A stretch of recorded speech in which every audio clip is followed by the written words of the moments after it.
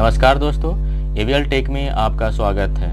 मैं सौरभ हमेशा की तरह एक बार फिर से हाजिर हुआ हूं एक नए ट्यूटोरियल के साथ। दोस्तों, जैसा कि आप सब जानते हैं कि मैंने जूम अकाउंट पे या उससे रिलेटेड काफ़ी सारे वीडियोस बनाए हैं और आप लोगों ने उसे काफ़ी पसंद भी किया है।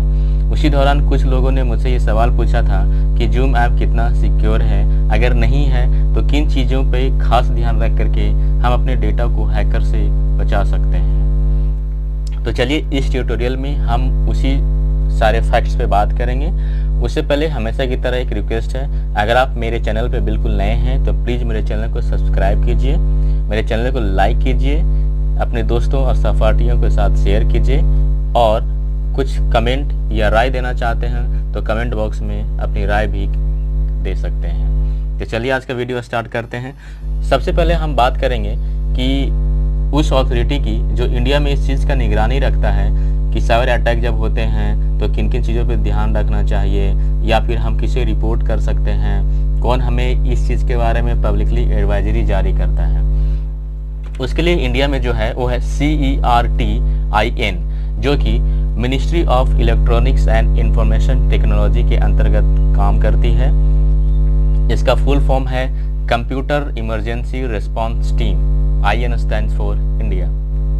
और ये जो एजेंसी है ये nodal agency dealing with cyber security, मतलब एक सेंटर एजेंसी है जो कि इंडिया में साइबर सिक्योरिटी के मामले को डील करती है। अगर आप भी किसी चीज़ को रिपोर्ट करना चाहते हैं रिलेटेड टू साइबर सिक्योरिटी तो आप CERT-IN पे आप रिपोर्ट कर सकते हैं। तो हाल ही में CERT ने एक एडवाइजरी जारी किया था और ये कहा था कि जूम ऐप अगर आप यूज करते हैं तो किन किन बातों पे आपको ध्यान रखना होगा। तो चलिए उन तथ्यों के अलावा हम कुछ और फैक्ट्स भी ऐड किए हैं। अगर आप उसे फॉलो करते हैं तो आप जूम में सिक्योर रह सकते हैं, या इनफैक्ट बोले किसी भी ऐप में आप सिक्योरिटी का ध्यान रख सकते हैं। तो चलिए हम बात करेंगे रिकमेंडेशंस क्या क्या है यूजर्स के लिए मेरे तरफ से। सबसे पहला है कि आप जो पासवर्ड यूज़ करते हैं वो हमेशा स्ट्रॉन्ग पासवर्ड लगाएं और साथ ही उसे हमेशा फ्रीक्वेंटली चेंज करते रहें। दूसरी चीज़ है एनुअल वेटिंग रूम। जब आप मीटिंग को होस्ट करते हैं और काफ़ी सारे लोगों को जब इनवाइट करते हैं तो मेक श्योर कि मीटिंग रूम को एनुअल रखें, जिससे क्या होगा कोई भी अनऑथराइज पर्सन आपके मीटिंग के में ज्वाइन नहीं कर पाएगा जब तक आप उसे अलाउ नहीं करेंगे। तीसरी चीज़ है कि do not allow user to join before host. जैसा कि हम क्या करते हैं कि क्लास में जब कोई टीचर बच्चों को पढ़ाने जाते हैं तो बच्चे पहले से प्रेजेंट रहते हैं, टीचर बाद में आते हैं। तो लाइकवाइज ये सिनेरियो जूम में भी है कि बच्चे पहले से लॉगिन करके रखते हैं और टीचर जब ज्वाइन करते हैं तो बच्चे ऑटोमेटिकली उससे कनेक्ट हो जाते हैं।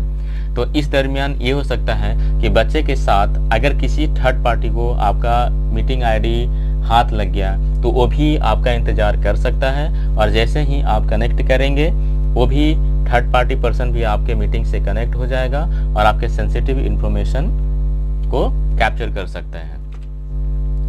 नेक्स्ट बात करेंगे लॉक द मीटिंग। जैसे ही मीटिंग आपका स्टार्ट हो जाता है और कुछ टाइम वेट करने के बाद, जैसे मान लीजिए कि आपने मीटिंग स्टार्ट किया तो हो सकता है कई लोग थोड़ा सा लेट हो गए हों, उनके कनेक्शन का प्रॉब्लम हो, नेटवर्क का प्रॉब्लम हो या फिर कोई और रीजन की वजह से ज्वाइन नहीं कर पाए हैं, तो 5-10 मिनट का इंतज़ार कीजिए।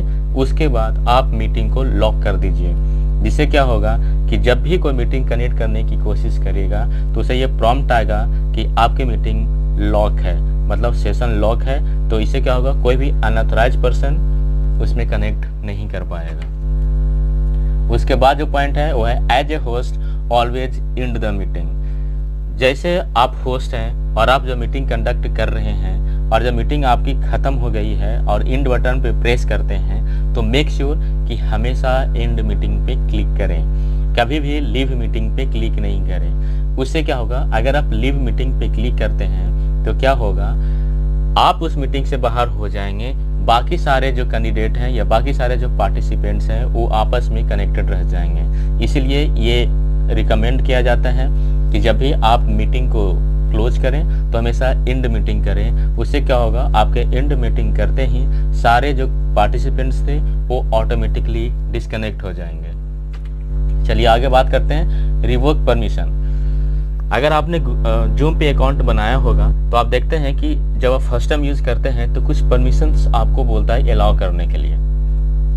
हो सकता हो माइक्रोफोन का हो, कैमरा का हो, स्टोरेज का हो, तो ये सारे परमिशंस को हम अलाउ करते हैं ताकि आप मीटिंग में जो भी रिक्वायर्ड चीज़ें हैं वो आप यूज कर सकें। जैसे ही आपका मीटिंग ख़त्म होता है तो आई वुड सजेस्ट कि आप वो सारे परमिशंस को मैनेज परमिशन में जा करके सारे को डिनाई कर दें, और जब ज़रूरत हो दोबारा तो फिर से अलाउ कर दें, और जब ज़रूरत ख़त्म हो तो फिर से आप उस परमिशन को डिनाई कर लें, मतलब रिवोक कर लें। सबसे लास्ट चीज़ है कि log out your zoom account after use. कई बार क्या हम लोग क्या करते हैं, नॉर्मल व्हाट्सएप यूज़ करते हैं, फेसबुक यूज़ करते हैं, तो यूज होता है, उसके बाद हम बस होम बटन प्रेस करते हैं या क्लोज कर देते हैं, लेकिन हमारा अकाउंट लॉग आउट नहीं होता। उसी तरह बहुत लोग जूम में भी ऐसे कर देते हैं कि जो मीटिंग एंड किए या फिर छोड़ दिए, तो क्या हुआ कि बैकग्राउंड में भी कुछ प्रोसेस होते हैं जो ऑलरेडी इसका काम चलते रहता है या प्रोसेस रन करते रहता है। ये आप सबको ये रिकमेंड किया जाता है कि जब भी जूम का आपका यूज खत्म हो, जैसे आपने मीटिंग किया, मीटिंग के बाद आपको लगता है कि हाँ जूम का यूज नहीं है, तो आप जूम अकाउंट को लॉग आउट कर दें, ये ज़्यादा आपके लिए सेफर रहेगा। तो ये था कुछ रिकमेंडेशन जिसको आप फॉलो करके जूम पे आप ज़्यादा सिक्योर हो सकते हैं, साइबर अटैक से आप अपने आप को बचा सकते हैं, डेटा चोरी होने से आप अपने को बचा सकते हैं। Thanks for watching AVL centre. Again आप सबसे रिक्वेस्ट है कि प्लीज़ मेरे चैनल को अगर आपने अभी तक सब्सक्राइब नहीं किया है तो प्लीज़ सब्सक्राइब कर लीजिए। Thank you so much, thanks for watching. Hope कि ये वीडियो आप सबों को अच्छा लगा होगा। Thank you so much.